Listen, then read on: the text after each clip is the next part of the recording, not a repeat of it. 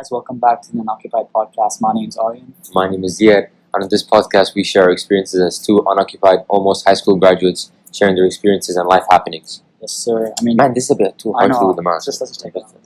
And it's slipping anyway. Yeah. Alright, Okay. One of the questions we got last week was, why is it called Unoccupied? Why is the podcast called the Unoccupied Podcast? And do you want to answer about that, Ziyad? I mean, to be honest, man, it's nothing really, it wasn't rocket science. It's just that when we were designing our logo, it looked like the chairs looked empty, and we didn't want to put people on it, so it looks unoccupied. Also, like the Unoccupied Podcast. And plus, we're two unoccupied, almost high school graduates. Exactly. We have nothing to do during this quarantine vacation. Honestly, yeah. So we're trying to channel it to productivity. 100%. Exactly. So without further ado, let's cue in the intro music.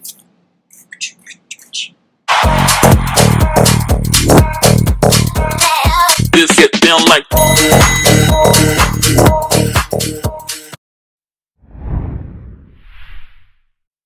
So guys, upon feedback from our last episode, we decided to make it more of a friendly vibe. We're getting more of our friends on, just be more of a comedy, a bit more general with the stuff. So I think, I think that's a good idea. Just make it more funny and just interactive. So I think without further ado, let's just start off by talking about our weeks. So what you've been up to for the last weeks? Man, my gym in the building still hasn't opened yet, surprisingly. So, I just signed up for the gym somewhere else. So I went there for the first time a few days ago. I even went yesterday. Man, I missed the grind. I went there. I realized that all the times, no matter how hard at-home training was, it was just to maintain the muscle mass. Because I know people are going to be like, yeah, but you can grow off it. But I feel like I've been doing it for 2-3 months, and I've been only sore once or twice. I went to the gym once. Oh, my body was broken. I remember you telling me. I went to the gym on Saturday, I think it was. Yeah, same. And legit, I'll show you guys. Look, editor, zoom in on this. You can see that I've taped up my shoulder because I think I popped something. Weird flex, but okay. Right. Yeah, and I think I've gone back to cricket, and I think that's been a much more relieved break of mine because 3 months without cricket has been a bit hard. Same thing with me in the gym, right? Like I need to go outside. I think we're getting back to the routine. It's the first time we're actually meeting up since March. Since March. So I mean, that's been really nice to catch up with him properly, not over Zoom. Yeah. So and probably looks better too. You know what I'm saying? Looks better. Looks like good. the setup. Yeah. And we might switch scenes during this podcast. We might switch up different places. It's just because it's hard to find a single place to record. But hopefully, in the next couple of podcasts, we should maintain a good amount of consistency. Yeah. And the place we're in, we're actually in a very, very secret place, top secret. Can't let you guys into where we're at. But I mean, it wasn't found easily. So unfortunately, we can't tell you guys where we're at. I don't think you care anyway. But we are in Dubai, though, right? We are in Dubai. But we went through a lot of sacrifice to get this place. But we're here. Anything for the audience, for the unoccupied audience. I feel like we're in UFO. Okay. Yeah. I winked twice, by the way, in the past 10 seconds. Winked. All right. Okay. Who cares? But either way, we're gonna move on with the podcast. We just won't embarrass ourselves even more. Yeah. In today's podcast, we talked to one of our really good friends from school.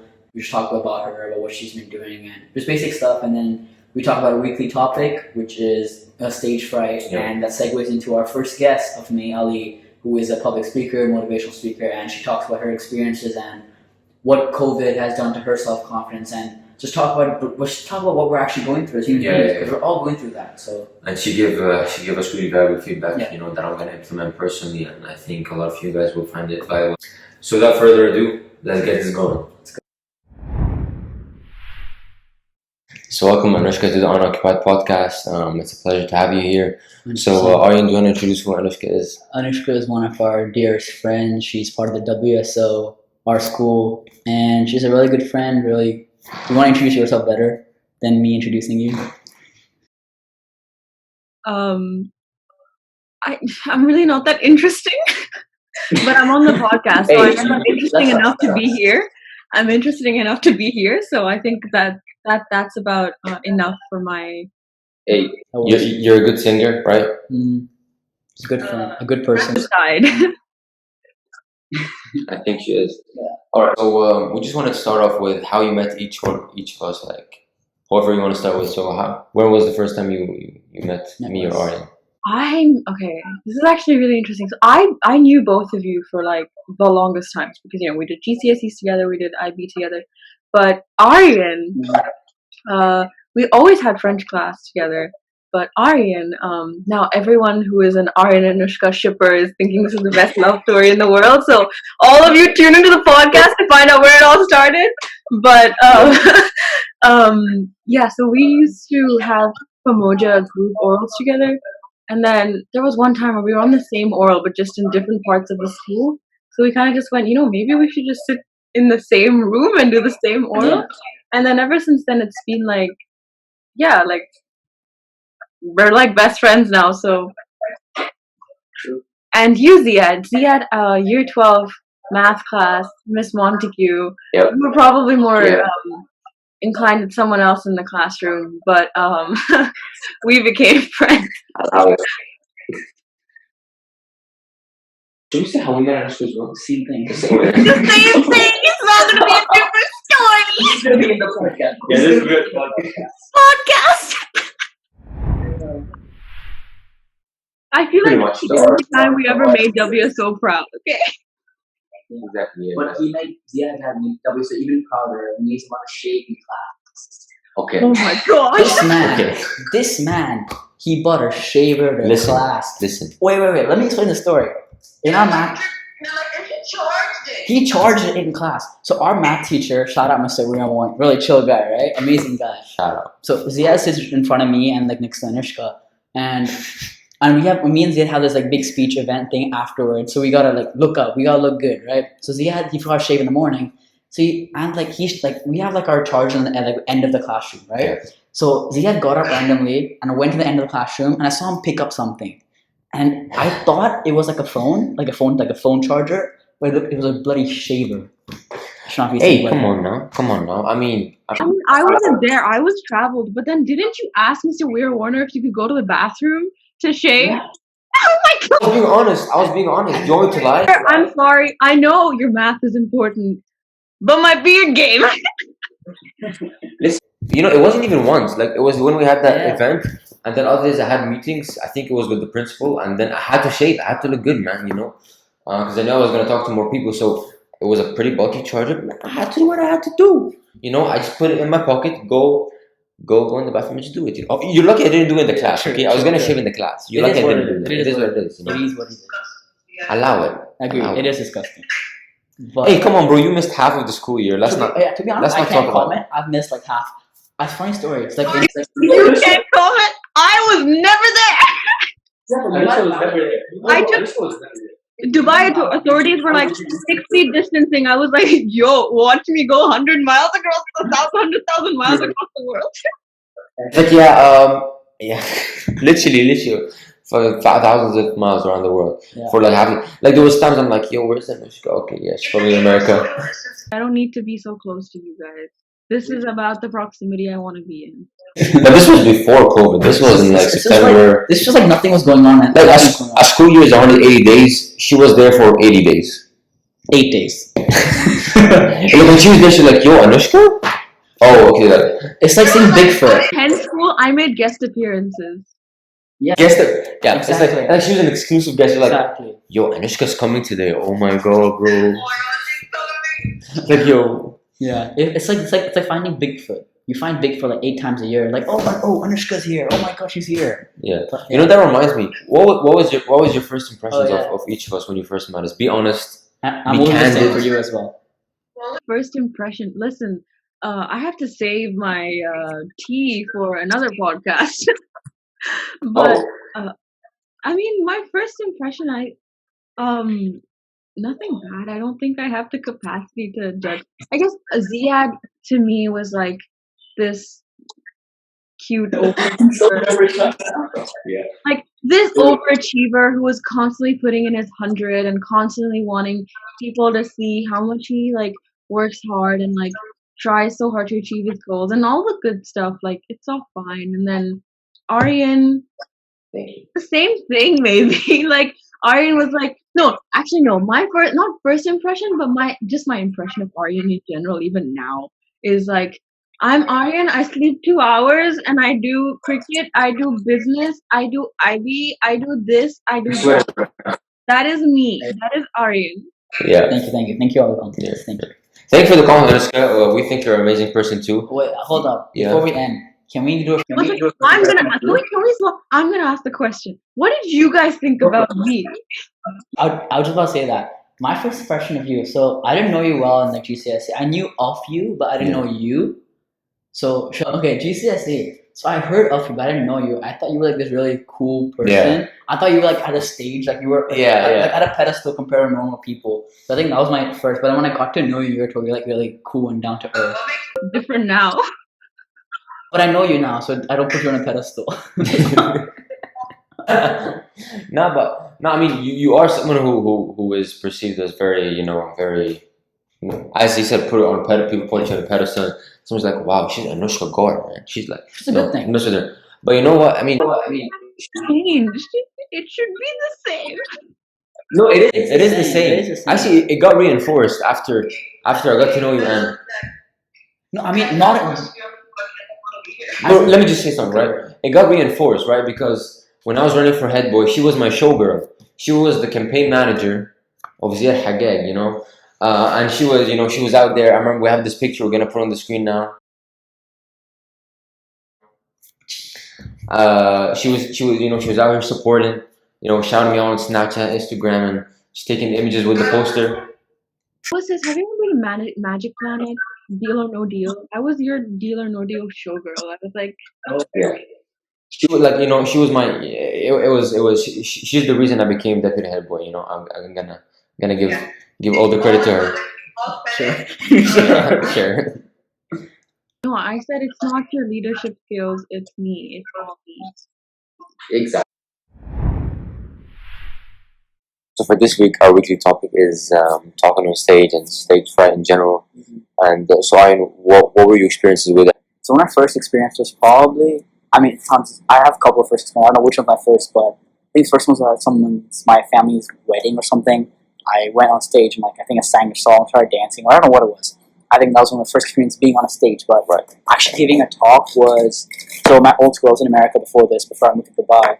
I ran for president, as you know, and I was like 12, 13, 14, I don't know how old I was, pretty small. So I think my first experience being on stage, and it was kind of nervous, I'm not gonna lie. It was one of those experiences where you're like, okay, what do I do next? And my speech was really good. I had a good long prepared speech, like probably a good page of actually like speech, but at the same point, I practiced speech a lot, and that memorization made me like into a robot. I wasn't showing emotion, compassion. I think it was, for me, going on stage wasn't the hardest part. The hardest part was delivering the speech, because I'm not the kind of person who gets afraid of going on stage, because people can humiliate me. It does not make difference to me. Yeah. So I think delivering the speech was a much harder part than actually going on stage and talking about it, and just go on stage, opening the mic.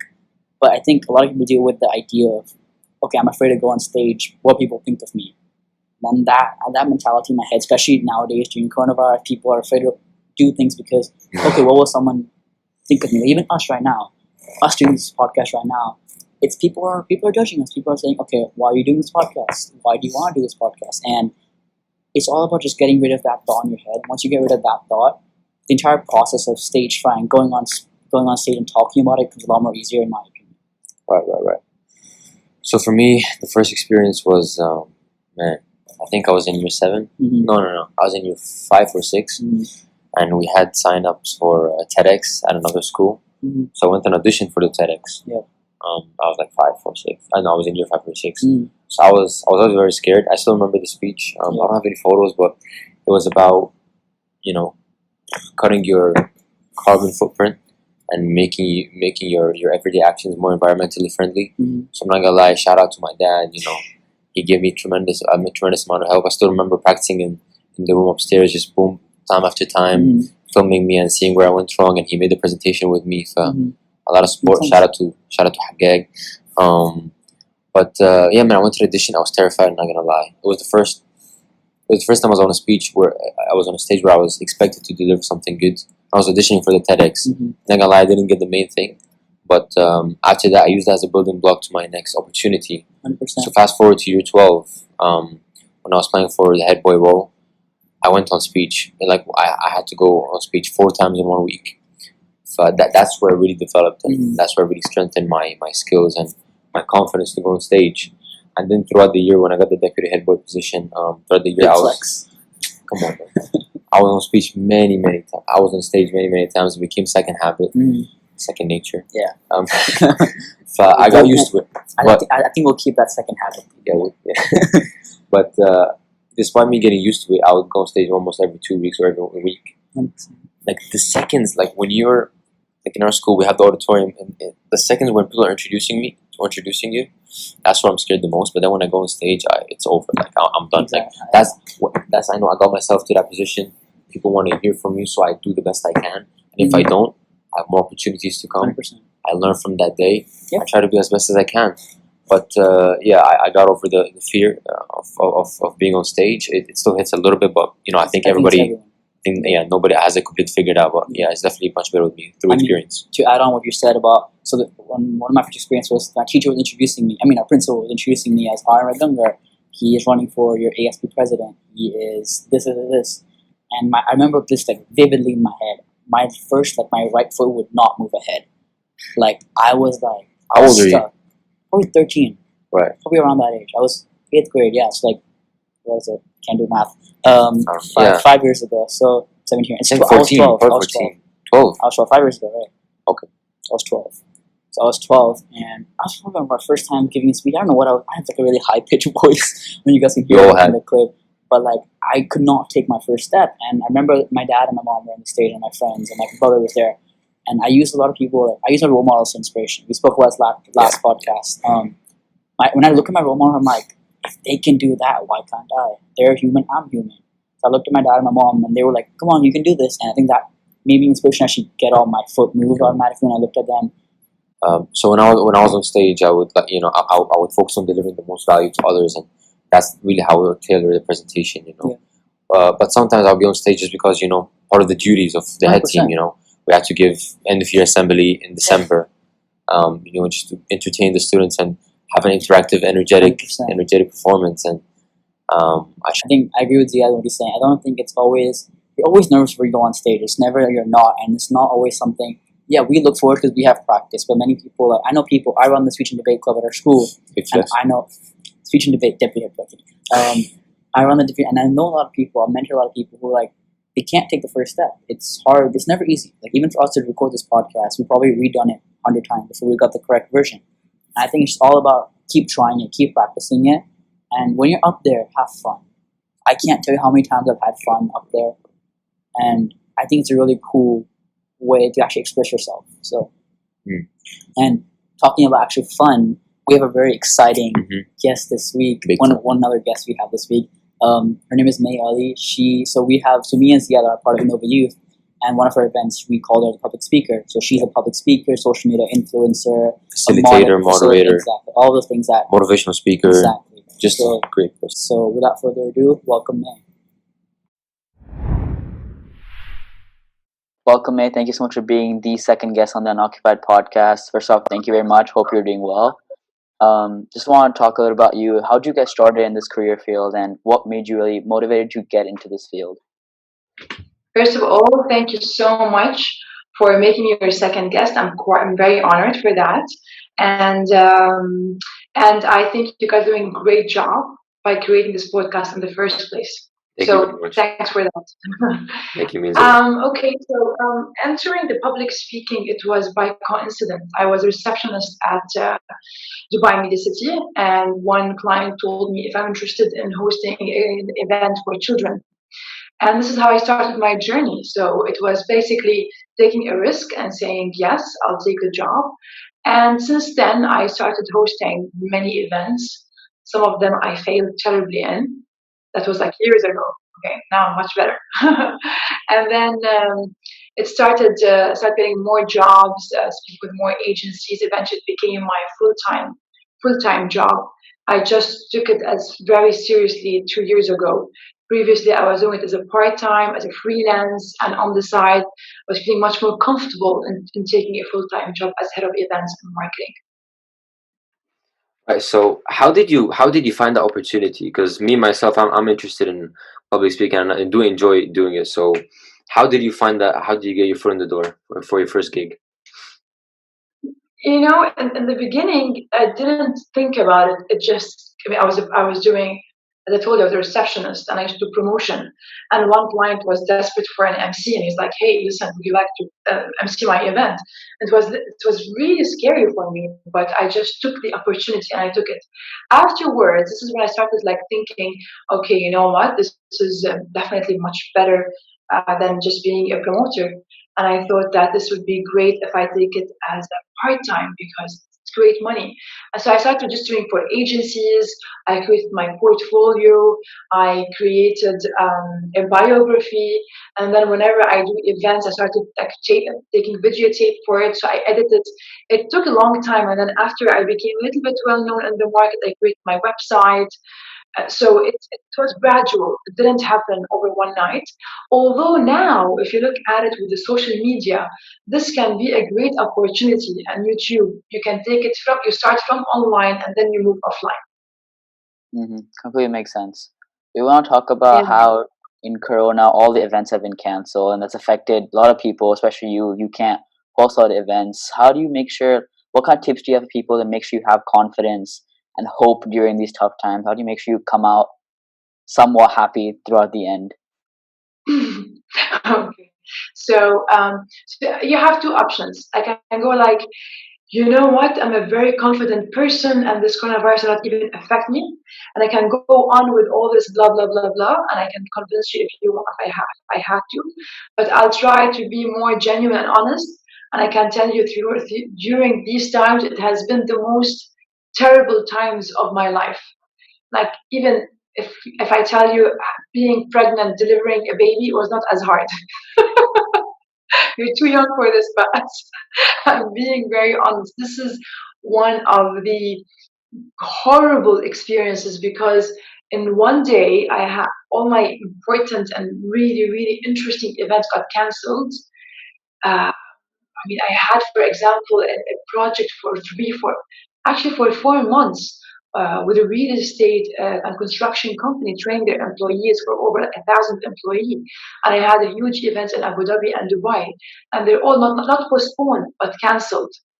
So this hit first, and then I'm like, okay, but something will come up later on. Eventually, I was doing absolutely nothing when it comes to my career, and I was 100% housewife. So if you ask me about my confidence is I felt it was damaged, gone. Till I got one event in Abu Dhabi, and that was like a month ago, the Louvre. I had to host one of the artists and do an interview with her, and then I was like, oh, I still have it. Because sometimes you tend to realize, like, you forget, like, am I good? Am I bad? Am I gonna move forward? You start questioning every single thing in your head, and you honestly lose confidence. So what people do during these times, they go online and they start posting how amazingly happy they are and how great life is, and they are exercising, and they start posting these things that makes us feel worse. It's like, really? How bad are we? Why don't we do the same? Like I gained 3 kilos in these times, especially during Ramadan. So I can tell you that it hasn't been that easy for me. For someone who has been on stage for 15 years, who has been working for almost 18 years, it has affected my self-confidence very much. Yeah, I can like you. Now, if you want to, sorry. I was just gonna say, please continue. It's fine. We'll edit this bit. No, go ahead. What did you say? I want to hear what you said. I was about to say that yeah, it has impacted me and maybe even Aryan because it made us feel like, when we were in school, we went on stage, we engaged with the audience, with our students, and we had meetings, and I felt like I was worth something. But now we're at home, it's like, yeah, exercising makes me feel a bit better, but exercising is 1 hour out of 24 hours of the day. So it's like, what can I do? I can't exercise for the whole day or just pretend like I'm happy. So it was a really tough time, and still is, but hopefully you exercise 5 hours a day. It's not gonna work. Exactly. And in your case, it's like you have to worry about yourself and the boredom. For me, it's like I have 2 children. God bless them. I love them so much, but I'm not used to be spending time with them 24/7. And all I hear for like 10 hours or 12 hours a day, mommy, mommy, mommy. In the end, I told them, just don't call me mommy, call me Madame May. My name is Madame May. Yeah. Like, what? I think, like, what? I'm like, Just don't call me mommy. No, the thing is that of course you lose confidence because even if you are on a vacation and you come back to school, your brain is almost like half, it's not working. So imagine for 4 months you're either watching Netflix, unless you are absolutely disciplined person and you're so dedicated. You can like some people are doing online courses. They were really exercising, but this is maybe I don't know. I'm just assuming maybe this is 10% of the population. The rest is going through so much uncertainty. It's like it's not like you have a deadline. This will end soon. Like it's over in this month, so I know how to plan. You go like, I don't know what to plan. I don't know what to do. What's my next step? Am I going to university? Am I not going to university? What is my especially for you guys, I have seen you in your school, you're energetic, you have ideas, you're innovators, you think of you are like you are leaders. So you go at home and go like, oh my, where did this go?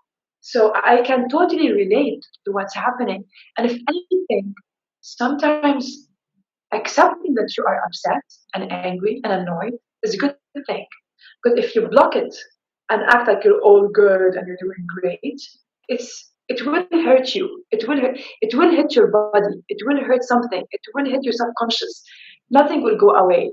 And that's why by being I'm not saying continuously complain and be angry and get out on other people, but be honest with yourself. You want to close the door and shout and scream and cry and whatever. You have to get it out of your system. And this is extremely important to do. So instead of saying like, how can I get out of this? How can I cope with this right now? If that makes sense. Right. Some wonderful advice there. Very, very valuable. And what would be some of your, I mean, once everything recovers, what would be some of your advice for young people or even anybody who like wants to be in the public speaking business or host events or, be this charismatic person that you are, just be like you. It's in some sort of way, if you know what I mean. Well, thank you so much for this lovely compliment. Thank you. Uh, let me tell you something. You shouldn't be like anyone ever. I mean, I always looked up to Oprah, and she was always my dream. Like I would wish to be like her. But in reality, I can truly only be me. I can take tips from here and there and mix them together and create something out of it for myself. But you will be you. And some people, they have to build their charisma gradually. And some people, they have done that. You can't say, honestly, if I want to be honest with you, some people go on the stage and they don't have a presence. Some do, and it's natural. But it doesn't mean you cannot build it, you cannot work on it. First of all, it's as you said, you started from the school. You were going on the school stage, and this has created some confidence. And I'm sure you were not very comfortable, right? Like being on stage has given you like these heartbeats and changes in the voice, and this is very, very, very natural. The next step is, for example, having a group of people where you present with and you train yourself to do it. The second step is creating, I don't know, a portfolio online and you promote yourself as a presenter. So it's just steps that you take. For example, there's a group called it's an international group called Toastmasters. Have you heard of Toastmasters? Yeah, I know it. My brother used to do it. Yeah, so Toastmasters is a great place to be in as a conference zone where you can prepare your presentations and go over there and present it to the team, and they give you feedback and they support each other. The whole idea is absolute. It's practice. It's pure practice. The more you do it, the more comfortable you get with it. So eventually, I'm not gonna tell you you're gonna be 100% confident and comfortable. You're just gonna keep pushing yourself.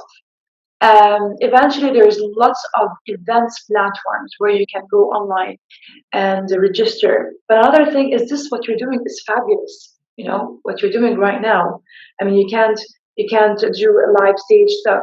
This is not going to end anytime soon. I was reading a document where they were saying that maybe 50% gonna go online and 50% offline. This is the new way of doing it. So you just started to become a public speaker. Thank you for that. It's a good segue, actually. We're gonna make a bit of a fun segment here, as we told you before.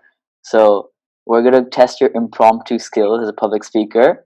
So we're gonna give you a random topic, and for 1 minute, you gotta talk about that topic. Oh, that sucks. Okay. A random Okay, word. Okay. maybe either a minute or like 30 seconds, like whatever. Yeah, as long as you can go for.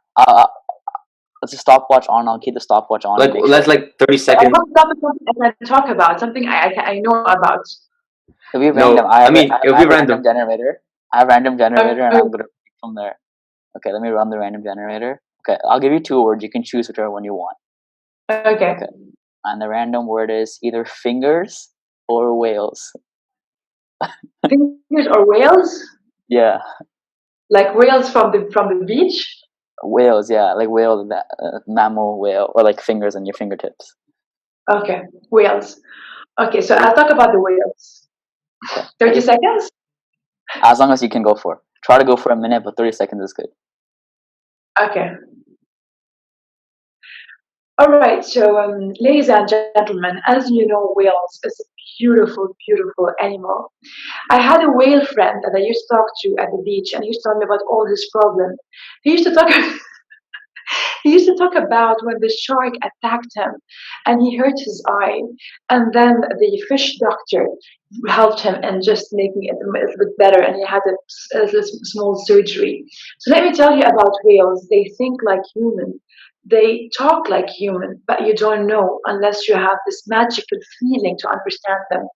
And one day, a whale advised me something very important.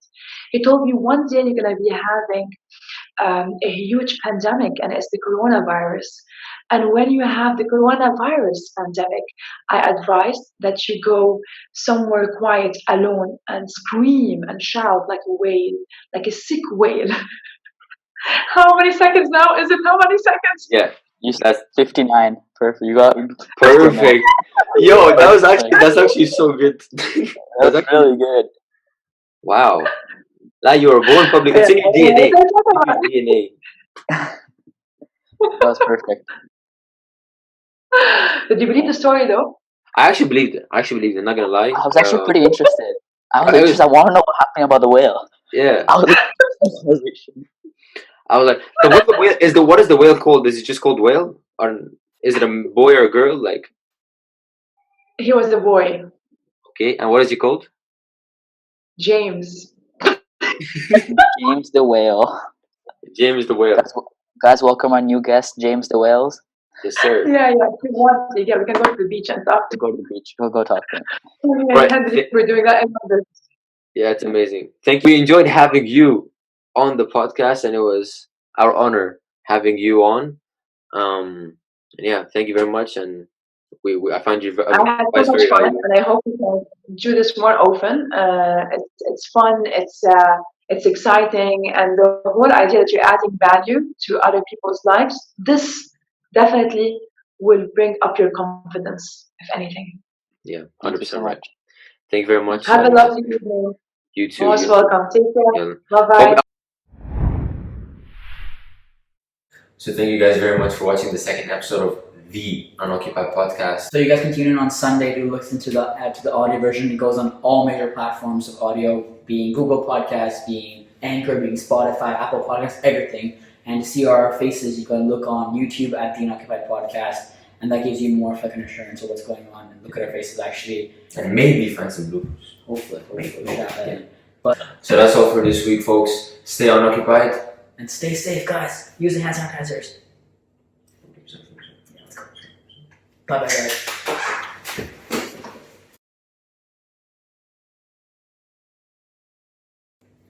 So thank you guys very much for further. So thank you guys very much for So thank you guys very much for watching the second episode of I'm sorry. I started laughing. Why are you laughing? I don't know. I thought I'd like in the end we'll put a blooper and I started laughing at what you said. Honestly, yeah. Go, if go, we have go, time, go. yeah. Okay. Let's go. Either way, guys, try to. So I guess that's all of us. That's all of us. That's all of us. I got it. Wait, Got it. okay.